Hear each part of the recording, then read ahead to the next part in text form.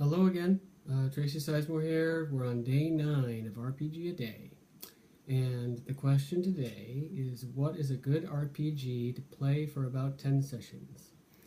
And the thing about that question is that I'd say most, maybe even 90% of the games I play, they don't go any more than 10 sessions.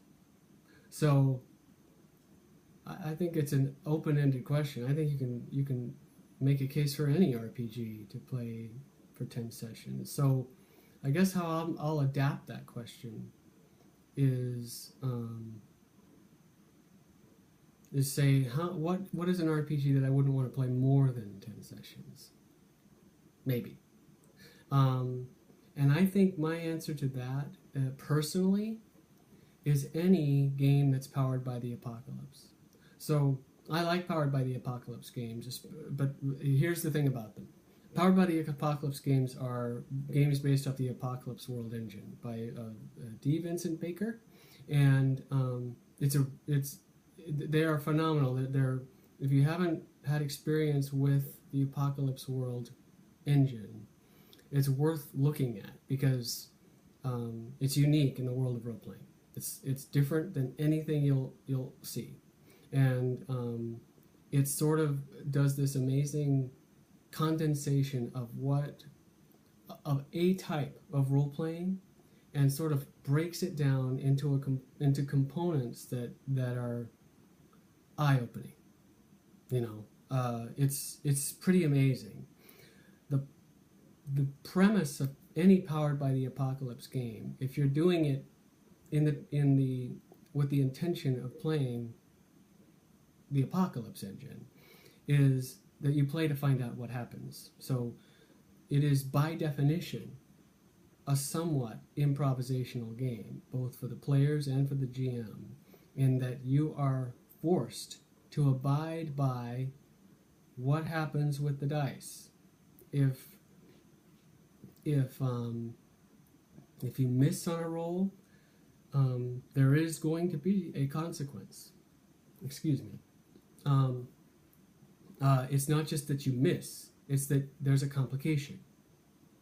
And this puts a lot of pressure on the GM.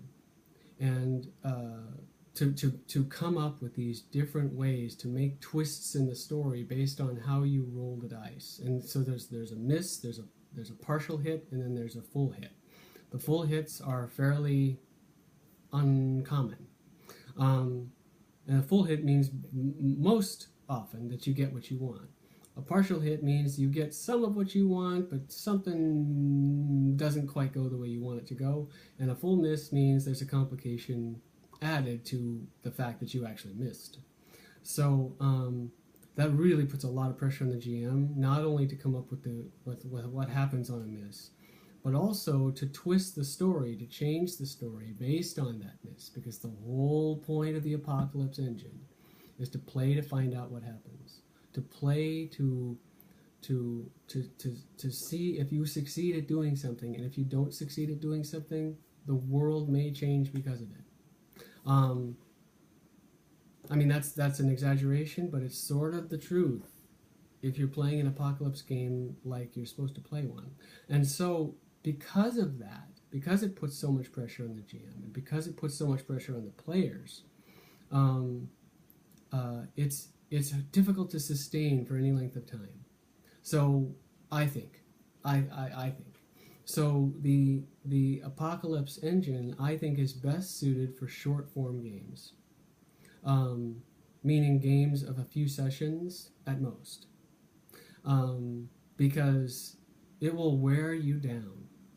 It's great, and especially when you have a GM that really understands it and can play with it and embraces it.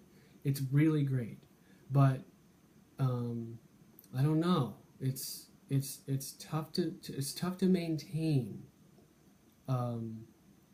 when you've created characters according to these playbooks that you have for Powered by the Apocalypse, and you're advancing them and all that stuff. I would never play a full campaign in Powered by the Apocalypse. don't think I could do it, either as a player and especially not as a GM. So I think it's great for shorter form, 1 session, 5 sessions, 6 sessions, maybe up to 10 sessions, but I wouldn't go past that. And so that is my answer for that question.